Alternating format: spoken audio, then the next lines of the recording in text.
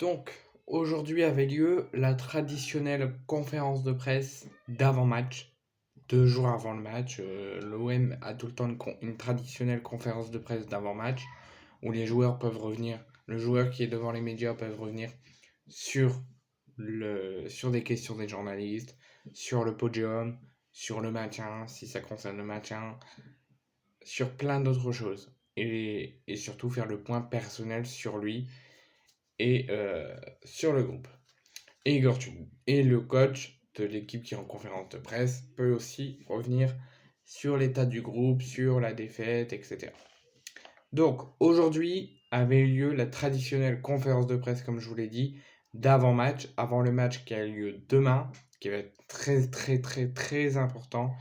C'est l'Olympique de Marseille qui reçoit à domicile le Stade Brestois. Donc hier après-midi vers 14h, le joueur de l'OM et le coach Igor Tudor se sont présentés devant les médias pour faire le point sur Klose, sur son état à lui, sur l'état du groupe, comment il ressent le groupe, sur la défaite contre Lille, sur le fait potentiellement de finir troisième au terme de la saison.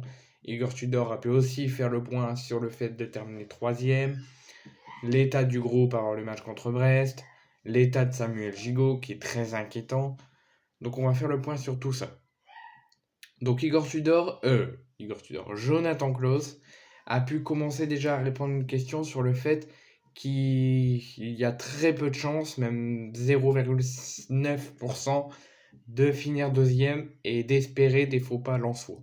Donc il nous dit que et qu'évidemment l'équipe va croire jusqu'au bout à la deuxième place, que le foot, même si c'est loin d'être fait, peut toujours changer d'horizon, de visage, ça peut toujours aller vite.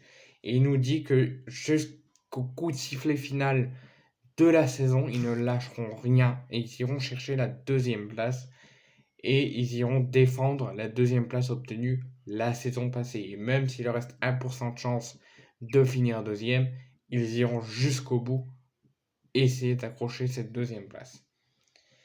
Concernant la défaite qui va sans doute laisser des traces comme la défaite contre Lens, la défaite contre Lille.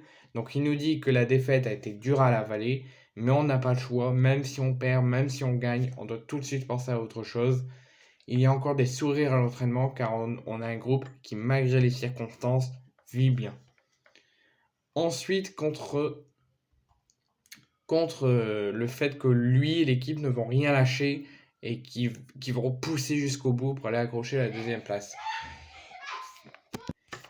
Ils nous disent qu'ils ont une ego, qu'ils ont une fierté, qu'ils vont se battre jusqu'au bout, qu'ils ne vont rien lâcher, même s'ils savent savent pas en 2 temps, en 1 seconde ce qui peut arriver, ils ne seront pas jusqu'au bout démobilisés. Ils seront toujours mobilisés, toujours concentrés à accrocher les objectifs et donc la deuxième place. Donc en gros, sur déjà les premières paroles, Klaus est vraiment concentré jusqu'au bout et il trouve que lui et l'équipe est vraiment mobilisé pour accrocher la deuxième place. Et là, il essaie de nous montrer que l'équipe ne lâchera rien et accrochera la deuxième place. Ensuite, sur est-ce un échec si l'OM n'arrive pas, d'ici au terme de la saison, d'accrocher la deuxième place. Donc ce serait de finir troisième et de jouer les tours préliminaires et les barrages pour accéder aux phases de poule la saison prochaine. Est-ce que ça serait un échec pour lui? Donc il nous dit que échec si on finit troisième. Il nous dit non. Pour lui, si on finit troisième, ça ne sera pas un échec. Il nous dit que la saison n'est pas nulle, elle est juste frustrante. Qu'ils ont l'impression, enfin lui, il trouve que lui et le groupe cette saison ont eu quelque chose de solide et que s'ils n'arrivent pas à avoir les objectifs, c'est pas honteux pour lui, mais c'est juste frustrant d'avoir une grande équipe et pas pouvoir atteindre les objectifs. Sur les rumeurs qui disent qu'Igor Tudor est trop dur avec les joueurs, qu'il faut faire quelque chose. Il nous dit clairement que lui, il n'est pas dur, que s'il trouve dur à un moment ou à un autre, c'est juste son caractère, et que si les joueurs qui sont à l'OM n'aiment pas ça et veulent plus de souplesse, il nous dit qu'il faut faire autre chose, qu'il faut changer et qu'il doit se plier à ce qu'il demande. En gros, il nous dit on doit écouter les consignes de Tudor. Si Tudor est dur et les pousse jusqu'au bout, il les lâche pas, bah c'est tout, c'est comme ça et qu'il faut écouter ce que demande Tudor. Et si on veut de la souplesse, il faut changer de club ou changer autre chose.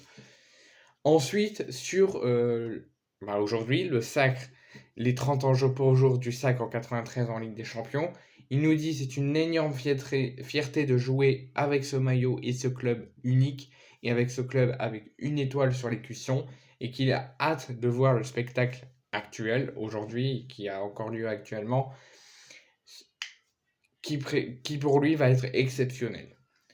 Concernant lui, il trouve ses performances depuis quelques matchs. Il nous dit qu'il trouve ses performances meilleures, et qu'il a fait en sorte durant la saison d'être meilleur, et qu'il nous dit que pour lui, sans son aspect physique et mental fort, et qu'il a remonté la pente après une phase compliquée, et qu'il a dit qu'il soit à droite, soit à gauche, il aurait été aussi bon, soit à gauche, soit à droite.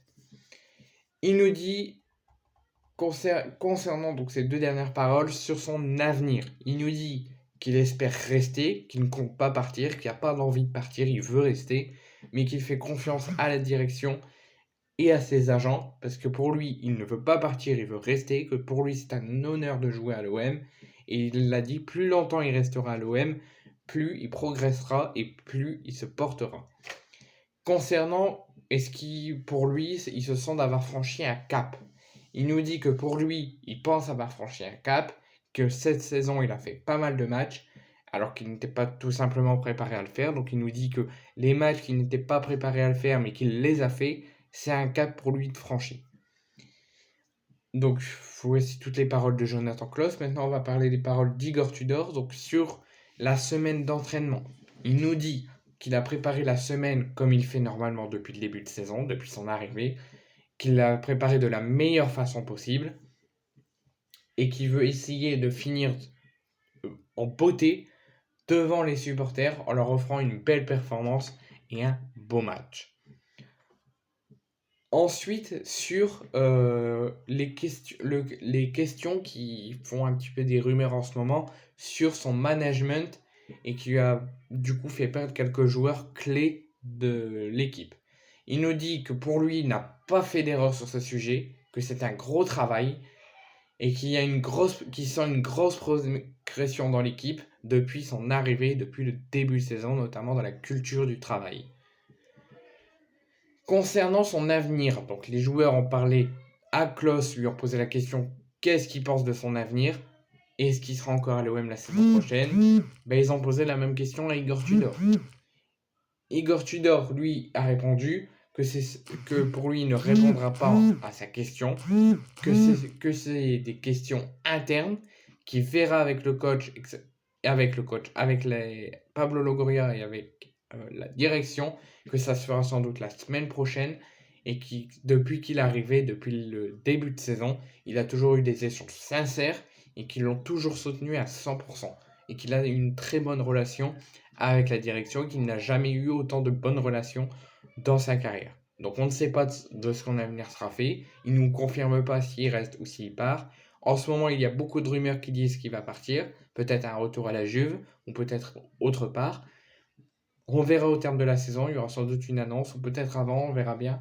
Mais en tout cas, il ne confirme pas s'il restera ou s'il ne restera pas, mais il nous dit qu'il y aura une réunion entre lui et la direction pour faire le point sur la saison et pour voir s'il peut rester la saison prochaine.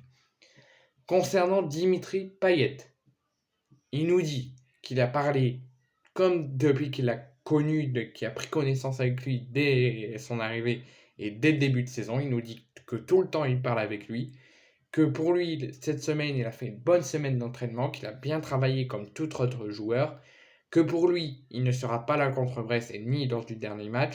Mais attention, l'appel de la direction peut changer les choses. Mais pour lui, il pense que Payet sera forfait et ne sera pas là face à Brest et lors du dernier match. Les journalistes lui ont reposé la question sur la décision qu'il a prise de mettre à l'écart Dimitri Payet et Nuno Tavares lors du match contre Lille. Il n'a tout simplement pas répondu à la question, il a juste dit ça ne sert à rien de revenir là-dessus. Ensuite, est-ce que, comme les journalistes ont posé la question à Jonathan Klaus, est-ce que si l'OM finit troisième, ça serait un échec? Donc pour Igor Tudor, il a eu la même question. Il a dit que c'est sûr que si on finit troisième, ça apportera des contraintes, quand on sait que certains joueurs recrutés viennent en sachant que le club joue la Ligue des Champions, même si l'OM la jouera la Ligue des Champions, mais pas les phases de poule si l'OM finit troisième. Mais on ne sera pas le seul club dans cette situation. Et Jonathan Klaus a plus répondu sur le fait si ça serait un échec ou non de finir troisième. Igor Tudor a quasiment pas répondu. Ensuite, sur la composition d'équipe qu'il mettra demain. Donc encore, il dit qu'il ne divulguera pas, qu'il n'annoncera pas la composition d'équipe avant le match. Mais il a dit qu'il décidera qui jouera demain, qu'il a quelques incertitudes dans le groupe, que le groupe ne va pas très bien. Parce que pour lui, il y a quelques joueurs depuis cette semaine qui ne vont pas très bien, qui sont incertains pour la rencontre. Il n'a pas nommé les joueurs, mais il a dit qu'il y a quelques joueurs qui sont incertains, mais qu'il verra aujourd'hui l'état du groupe avant d'annoncer le groupe demain. Ensuite, sur l'état de Samuel Gigot. Il ne sera pas là demain. Gigot est forfait pour la rencontre contre Brest. C'est simple, il ne sera pas dans le groupe. Il nous l'annonce. Et pour les 2-3 joueurs qui ont des problèmes, donc il nous dit qu'il y a 2-3 joueurs dans l'effectif qui ne sont pas bien et qui ont quelques soucis, il va prendre la décision aujourd'hui à l'entraînement, ou voire même demain matin, avant d'annoncer le groupe. Et dernière question de sa conférence de presse sur son avenir. Il nous dit, il a encore une question sur son avenir alors qu'il y a déjà répondu. Il n'a tout simplement pas répondu à la question parce qu'il l'a fait bien avant. Il l'a juste dit aux journalistes. J'ai déjà répondu à la question, je ne répondrai pas. Merci. On verra bien.